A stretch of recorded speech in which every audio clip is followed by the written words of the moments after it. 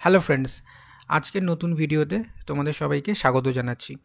তোমরা যারা PSC clerkship প্রিলি দিয়েছো তাদের মনে এই দুটো প্রশ্ন কিন্তু রয়েছে যে প্রিলির রেজাল্ট কবে বেরোবে এবং পার্ট 2 বা মেন্স পরীক্ষা রেজাল্ট বেরোনোর কতদিন পরে হতে পারে। এই দুটো প্রশ্নের উত্তর আজকের ভিডিওতে আমি তোমাদেরকে দেওয়ার চেষ্টা করব। এবারে দেখো, আমি তো অন্তর্যামী নই, কবে কি পরীক্ষা হবে কি করে জানবো? পিএসসিতে যারা চাকরি করে তারাই বলতে পারেন না, আমি কিভাবে বলবো? তাহলে বলতেই যদি না পারি তাহলে এই ভিডিওটা বানানোর মানে কি?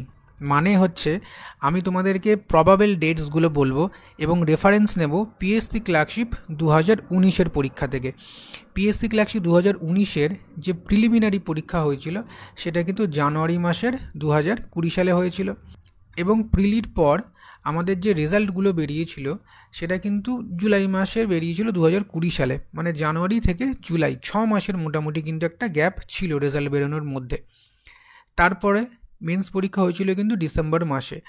আগস্ট, সেপ্টেম্বর, অক্টোবর, নভেম্বর মোটামুটি 4 মাসের গ্যাপ ছিল। তারপরে মেন্স পরীক্ষা হয়ে গেল। মেন্সের পর মেন্সের রেজাল্ট কিন্তু বেরিয়েছিল সেপ্টেম্বর 2021। এটা একটা বড় টাইম ছিল এবং যেহেতু ডেসক্রিপটিভ পেপার 100 নম্বরের পেপার, অনেক ক্যান্ডিডেট পরীক্ষা দিয়েছিল মেন্স, তো অতগুলো খাতা দেখতে সময় লেগে গেছিলো। তার উপরে সেটা একটা করোনা পিরিয়ড ছিল, সেই জন্য প্রায় 9-10 মাস কিন্তু মেন্সের রেজাল্ট বেরোতে লেগে গেছিলো।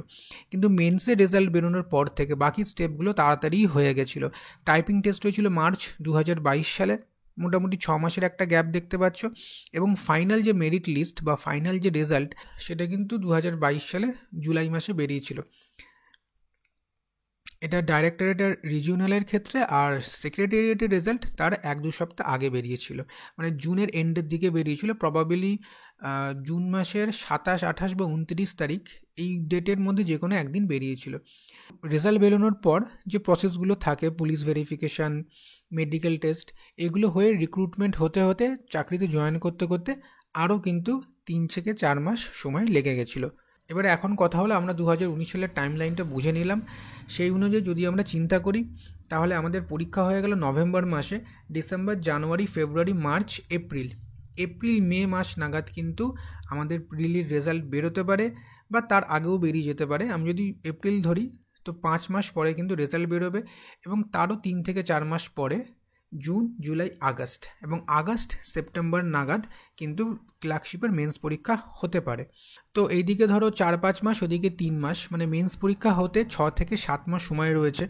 এখন শুনে মনে হতে পারে যে অনেকটাই হাতে সময় রয়েছে, তবে একটা জিনিস তোমাদের মনে করিয়ে দিই, এপ্রিল মাস নাগাদ কিন্তু এনটিপিসি পরীক্ষাও শুরু হয়ে যাবে এবং সেই সময় যদি প্রিলি রেজাল্ট বেরোয় এবং তোমরা এনটিপিসিও পরীক্ষা দাও তাহলে দুটো পরীক্ষা তখন সামলানো কিন্তু বেশ মুশকিল হয়ে যাবে। তাই এখন থেকে মেন্সের প্রস্তুতি অল্প অল্প করে নাও, যেটা এর আগের ভিডিওগুলোতেও আমি বারবার করে তোমাদেরকে বলে এসেছি। তাহলে দেখবে তখন এনটিপিসি, মিসলেনিয়াস, ক্লার্কশিপ এই 3টে পরীক্ষা নিয়ে জগা খিচুড়ি আর হবে না। তোমাদের প্রিপারেশন বেশ অনেকটা এগিয়ে থাকবে।